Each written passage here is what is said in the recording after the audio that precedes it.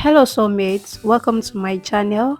In today's video, I'll be teaching you how to go about the cutting and also the sewing of this beautiful gown. If you don't know, this gown is a slash and spread gown. That is the method of cutting it is a slash and spread method.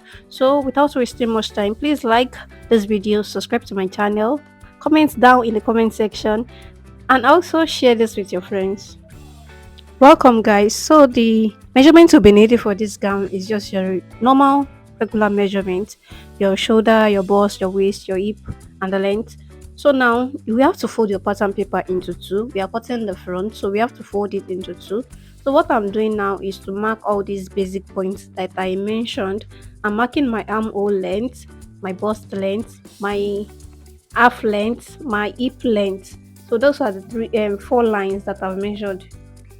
So let me just go ahead and label so that you can know the lines I'm talking about. So the shoulder, the armhole, the bust, the waist, and the hip area. So the lower part there will be the length of the gown. So this is what we need.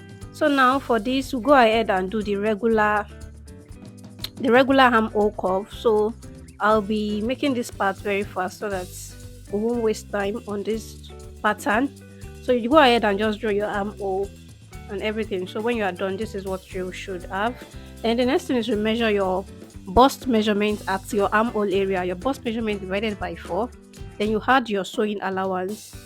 Your bust measurement divided by 4. And at the waist area, your waist measurement divided by 4. You add your that allowance and you add your sewing allowance.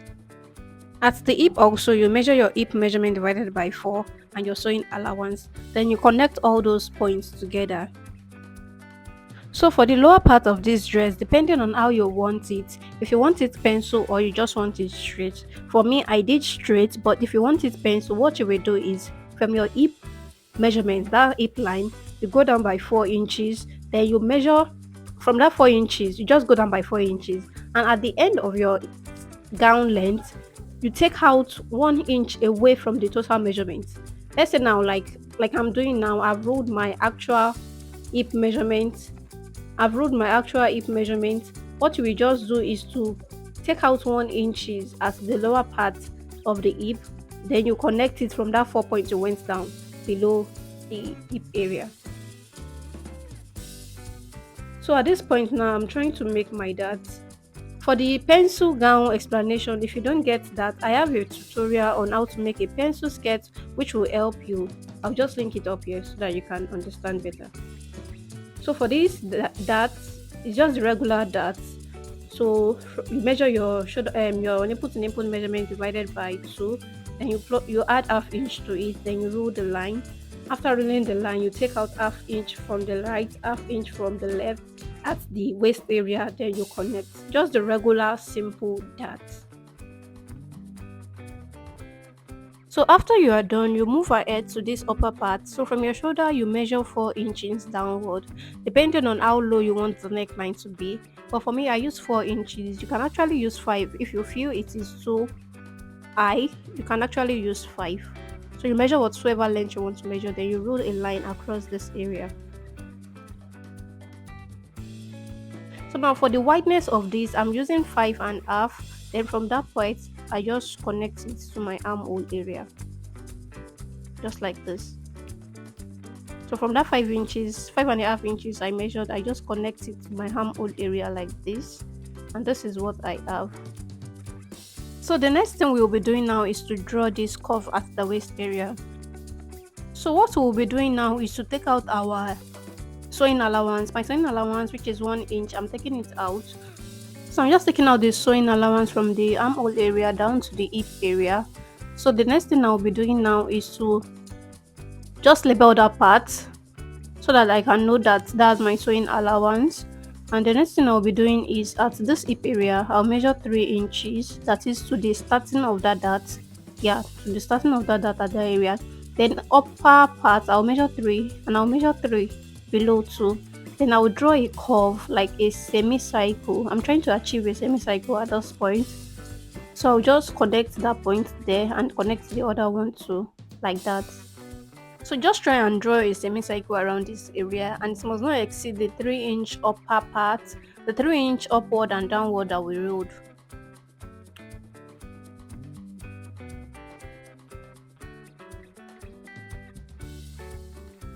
So let me just say this now, we don't need the seam allowance we added. We don't need the seam allowance, so when you are drafting, don't add seam allowance to your pattern because it will affect the slash and spread. So I'm just marking it here, but I actually cut it out later. Please note that. So the next thing I'll be doing is to transfer the darts, that is the darts from this side to the other side. You know the pattern is on fold, so that I can have the dart on two places. So after we are done, we'll be taking out these darts, that is, we'll be taping it in just like this. As you can see, I've taped that dart area. Then the next thing I'll be doing is to cut out this semicircle. Like I said earlier, I went ahead to cut away my sewing allowance because it will affect the slash and spread method we want to use. So this is this part. Then the next thing is just to slash and spread this method. So I'll just be measuring on 1 inch across this semicircle round. Then after I've measured 1 inch, and I'll be rolling a line across. So you go ahead and start rolling a line across all those points you've made. Just roll a line that will cut across close to the edge of the pattern because we have to open it up. So roll a line that will be close to the edge of your pattern paper. You will understand better as we move on.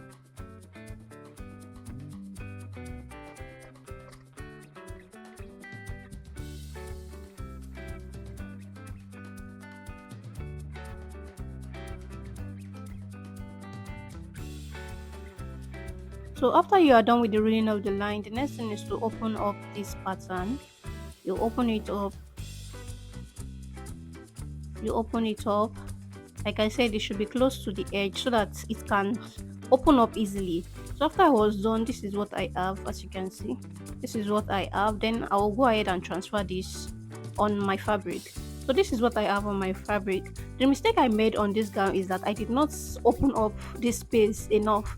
Like all this space in between should be like 2 inches. Mine was like 1 inch, so it did not come out as full as I thought it would. So when you are doing yours, make sure the space in between each part is like 2 inches. So like I said that I cut out my sewing allowance, so by the side I will add back my sewing allowance, and at the edge of this you will add half inch.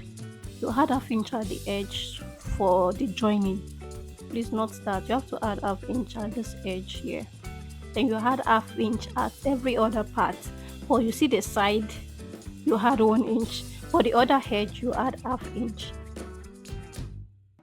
So after you are done, the next thing is to notch the space you added. All those spaces, you notch it so that you can know. Like I said, please add 2 inches. Don't be like me and be adding this small inches. Add 2 inches. Then you notch those 2 inches so that you can know which part you are folding in. I hope you get. So when you notch it like that, you know the part you are folding in. And what you can do is for you to get this, is to fold the first part in, like the way I did. So I fold this part in. I know that the next notching should be the pattern I cut, so the one after the next notching will be the space. So my back bodice is the front bodice without the slash and spread. Like when I just measured the front bodice, I quickly cut out my back bodice. So this is the front bodice and this is the facing I cut out. So we need a facing. So this is the facing I cut out for it, and this is what it looks like. So the next thing now is this tiny strap. It is just 2 inches wide and I'll be sewing with 1 inch. So this is the side that we cut out the other time. So I just added half inch around, and by the side I added 1 inch. You know, I was saying allowance for the side is 1 inch. That's just what I did, and it is doubled, and I added my facing to it also.